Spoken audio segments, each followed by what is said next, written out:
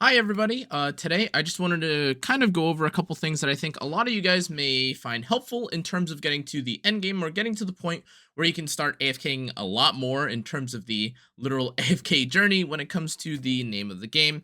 And so, first and foremost, the first thing I'd like to say is that, as you can see in the background here, I utilize the AFK feature quite a bit, not only because, well, of course, I have to sleep, I have other things to do, but of course, when you do upgrade your AFK stage progression, it gives you increased rewards in terms of what you actually gain. You could take a look here right now. For me, I've got about 29,000 gold per hour, 1,926 powder per day, and that's all without taking into consideration these books, which of course are pretty much the EXP of your characters.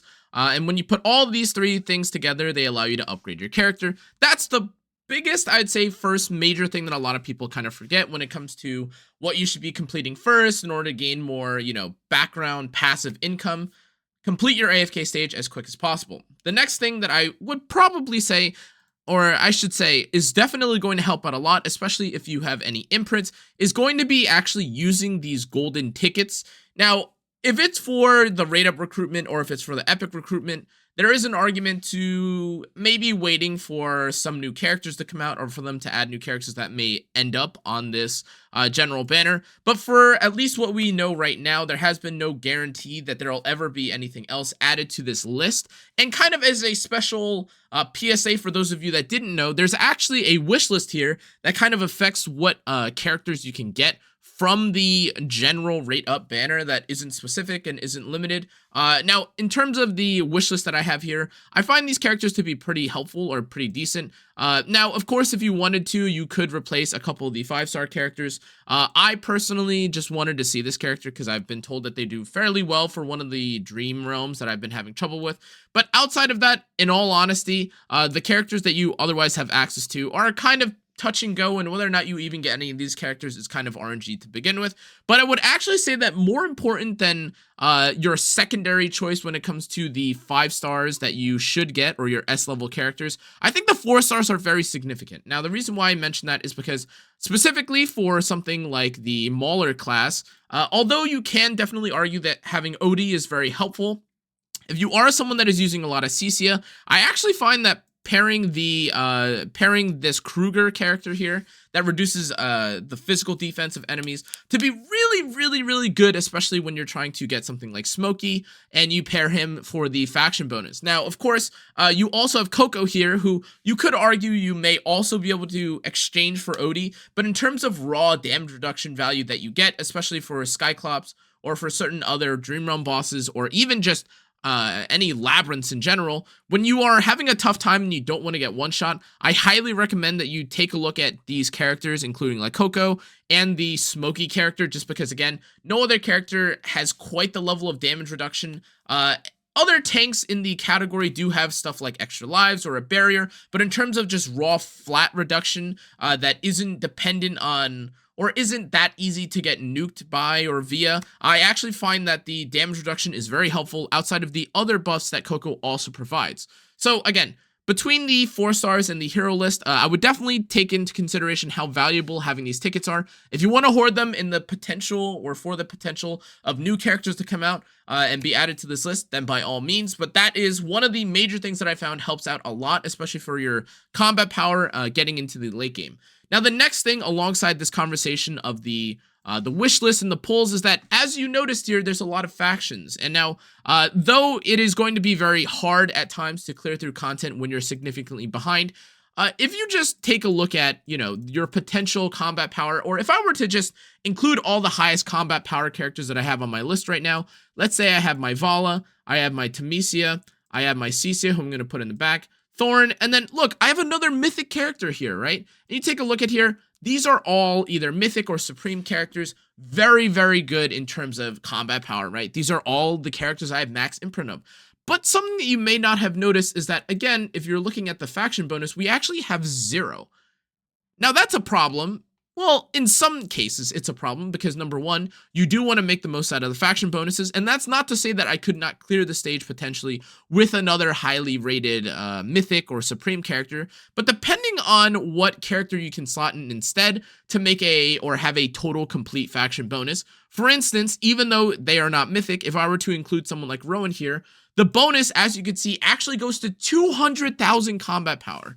Now, to be clear, combat power is not the end-all be-all, but it is worth noting that when you're looking at the faction bonuses, that is an additional 14% attack and 14% HP to each and every single one of your characters. So do the math, that's 14% across 5 characters. That's 70% increased stat to attack and also 70% increase to HP for these characters. At least if the math works out. I'm pretty sure it's around that because, again, it's like 20,000 combat power. You're missing out on a lot.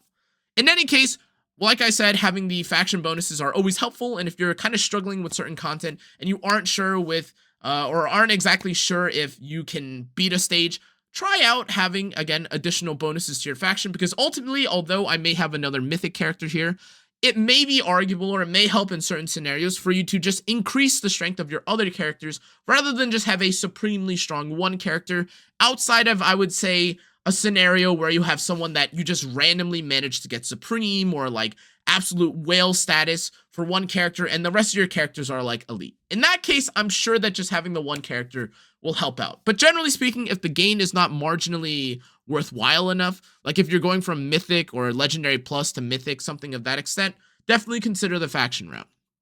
Now, the next thing that I do want to talk about is that in terms of where you would be able to make use of your faction bonuses and your content, I have to stress very, very, very, I don't know how many times I have to stress this now, or I can stress this.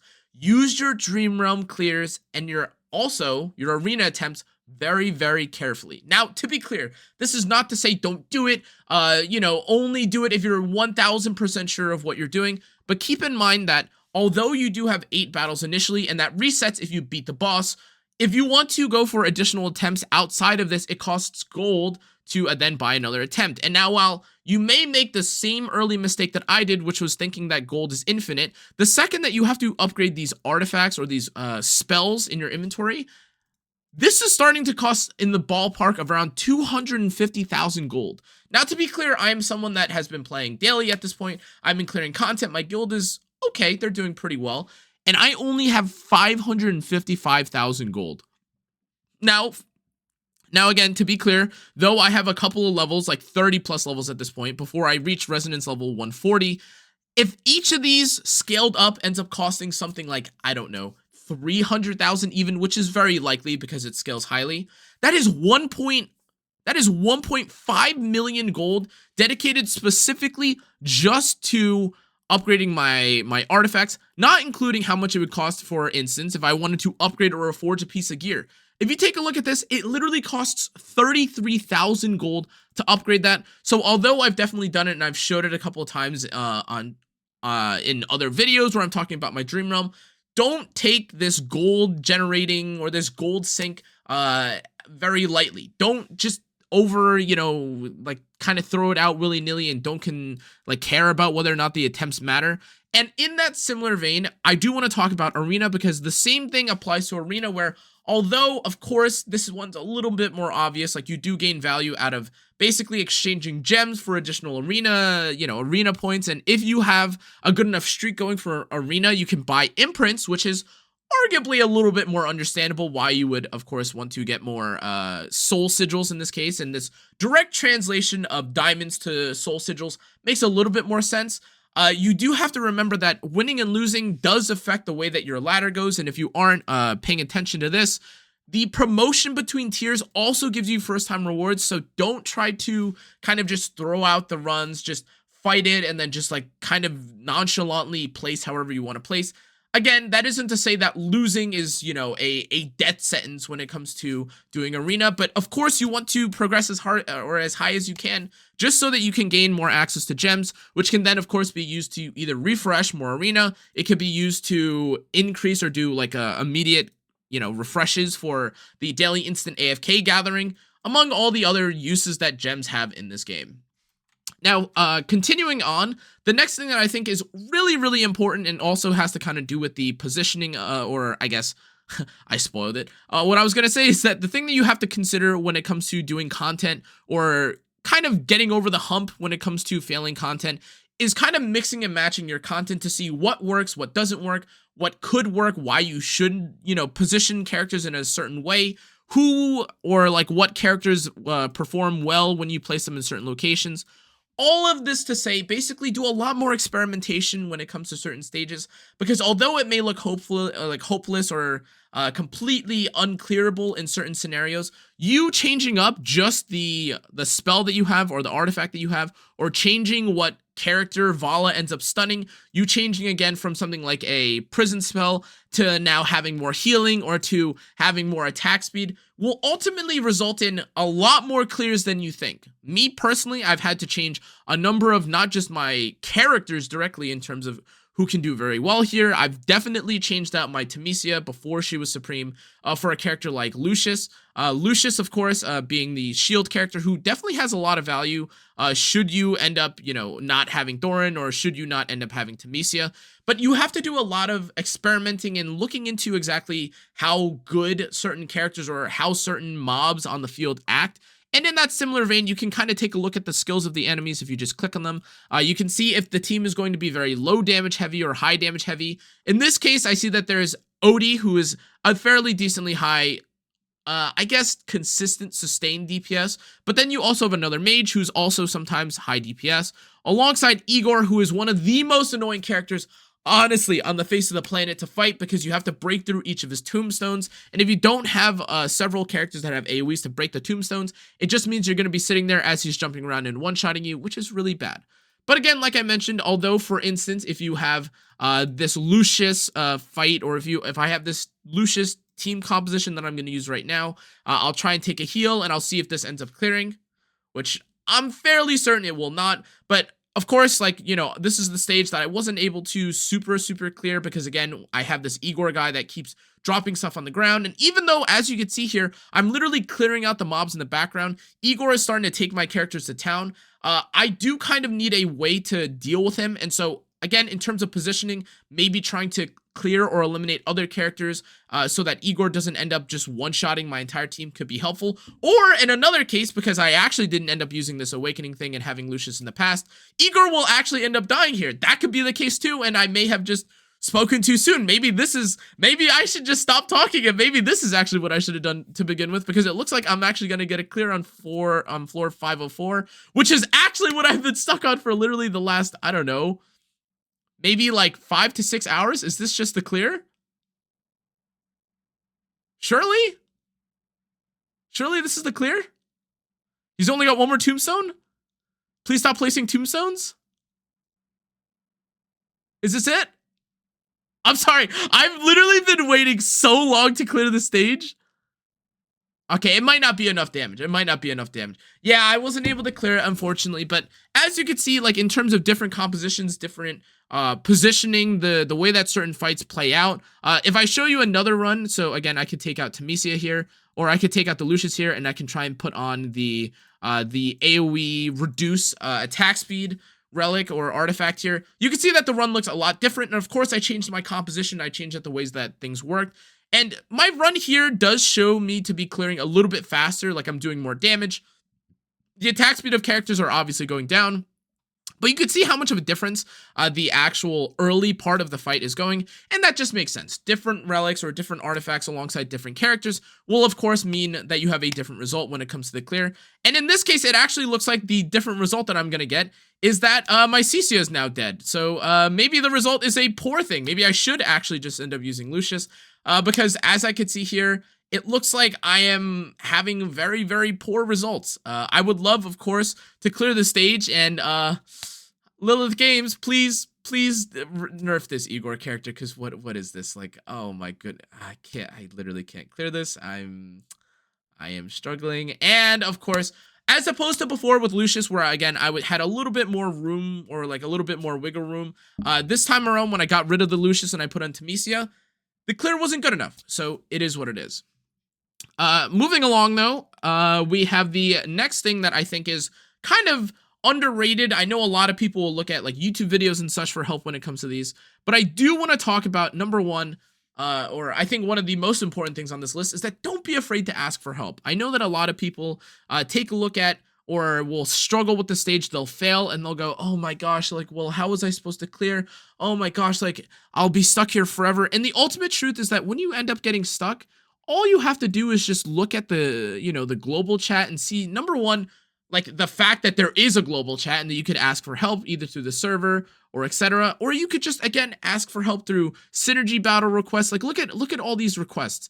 You can ask for help. People are more than happy or more than willing to give you their strong characters. Me personally, I really like the idea of, again, getting not only friendship points, but also providing people with, proxy battles when I can.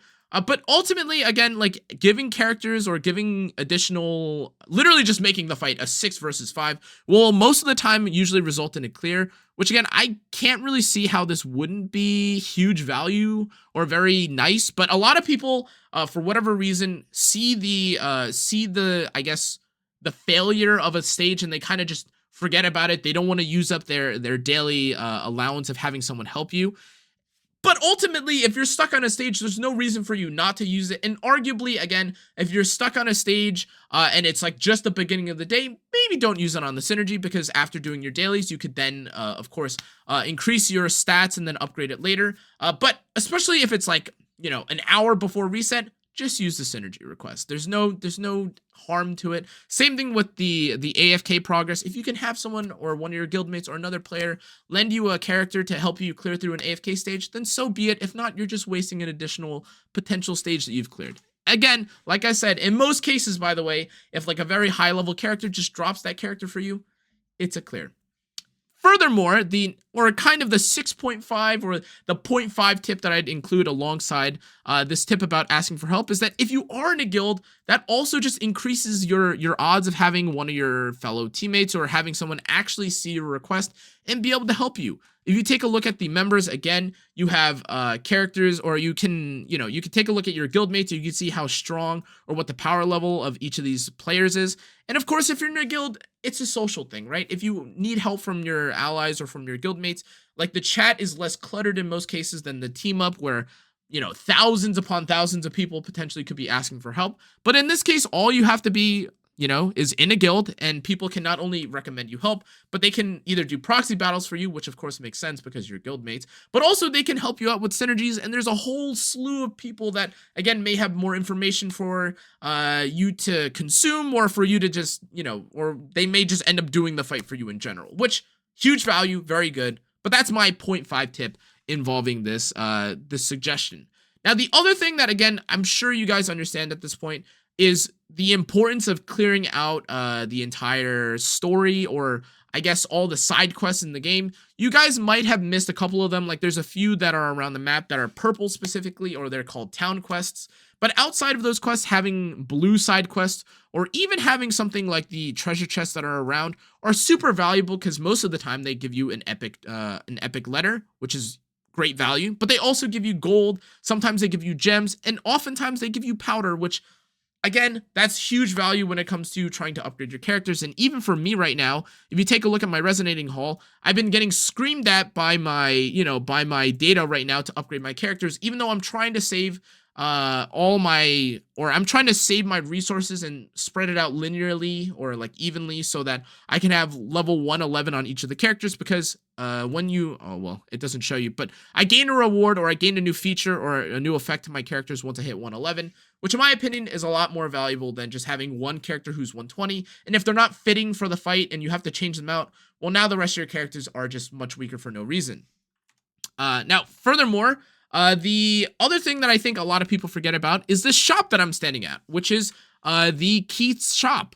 Now, of course, like, you may have missed this because, while they have that on the map, sometimes, or you may be like curious if any of these things are even worth it, but take a look at everything that you can buy from the shop. Now, initially, it doesn't look like much. You have to buy one of the armors for no reason, but then they literally just they just sell you more. I apologize, I misspoke. They just sell you more books for EXP, and also these imprints, which are really helpful because, again, if you're trying to use someone like Odie, if you're trying to use someone like Kruger, or if you're trying to use any healers, Faye, etc., there's no reason not to be buying these 40 puzzles because they're just imprints. They're 4-star imprints. They are random, to be clear. But between that and buying out the EXP, or sometimes buying out gear, which can definitely be helpful for increasing the combat power of your allies, this is just a straight increase to your overall progression of your account and how quickly you can clear things. Long story short, make sure to check out Keith's store. But the next tip that I have, which of course kind of goes hand in hand with Keith's store, I apologize, is the Blacksmith, which I hope I can run to very quickly. And now Keith's Blacksmith, or Keith's shop, I apologize, is a little bit different because the currency there, you can't really waste. It's only specifically for the shop and buying those the resources from that shop. But if you take a look at this shop, the rewards that you get from here cost gold. Now, ultimately, whether or not you find that this is worth it for you, that's completely up to, that's completely up in the air. Because ultimately, if all you need is a little bit of combat power and you have, for whatever reason, an excess in gold, you can argue that maybe getting an upgrade to your forge may be nice, especially if you're just trying to get increases. But if you're at a point where you need to upgrade stuff like your artifacts, or you know that you're going to have to upgrade your spells sometime in the future, you can see it right here. If I were to just randomly buy one of the hoods that only give me like maybe 5 or 10 levels in combat power, in exchange for me losing out on the ability to gain additional effects from my spells, or even upgrade my characters, that would be a big no-no. And that is totally not even considering if you actually need the gold to, again, use an additional attempt when it comes to doing something like the Dream Realm. Long story short, guys, the Blacksmith is very helpful, but take into consideration your resources. Kind of plan ahead and see how much gold you'll need, or if you're very under. For me right now, I would say that after I've seen all the negative effects of losing out on gold, if I'm below about 1 or 2 million gold, I probably won't be buying anything until I know that I'm several hundred levels away from being able to upgrade my relics, or my artifacts rather, before I'll actually make purchases that involved lowering my gold beneath that threshold.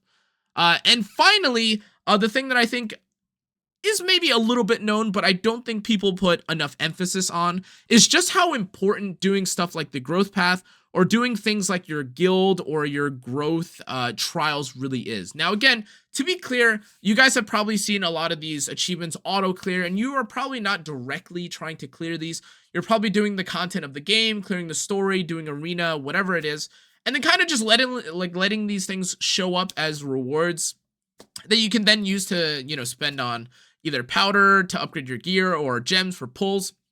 But going out of your way to try and clear some of these is actually kind of the only way that you have access to stuff like gold, or like, forging stones, or diamonds, gold period, here it is, the actual gold, and stuff like powder, because otherwise, outside of your dailies, which kind of get cleared very quickly, there is no real other resource for you to clear once you've cleared out resource for you to farm, I should say, after you've already done your, your daily AFK clear, or your daily AFK claiming.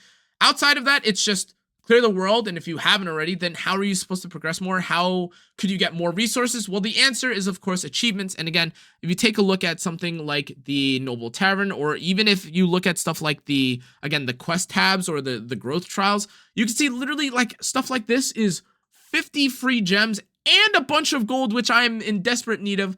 That, or all of these, not even taking into consideration the goodies that you get at the top, which includes stuff like imprints for your 5 stars, and even stuff like your diamonds. So anyways, guys, that was 10 tips, basically. I don't even think I numbered them. I apologize. But these were 10 things that I think a lot of you guys could gain a lot of value out of. Make sure not to forget about any of these things, because a lot of the time when you're trying to reach the end game, you definitely need to be abiding by, or considering some of these helpful, I guess, like gameplay perspectives. These are things that you should definitely consider if you want to get or try getting to endgame a little bit quicker. But otherwise, guys, that's going to be it for this video. I apologize. I've been making like so many of these AFK Journey videos now, because I have so much that I'm learning on the fly, and I want to share it with you guys. But thank you again for everyone that's been supporting and watching. If you enjoyed this video, make sure to like, comment, turn on the notification bell, and subscribe. I appreciate AFK Journey for sponsoring all these videos. Again, I've been having a great time playing the game. But yeah, thanks again for watching, guys. Make sure to check out the rest of my socials. I'll see you all next time. Good night.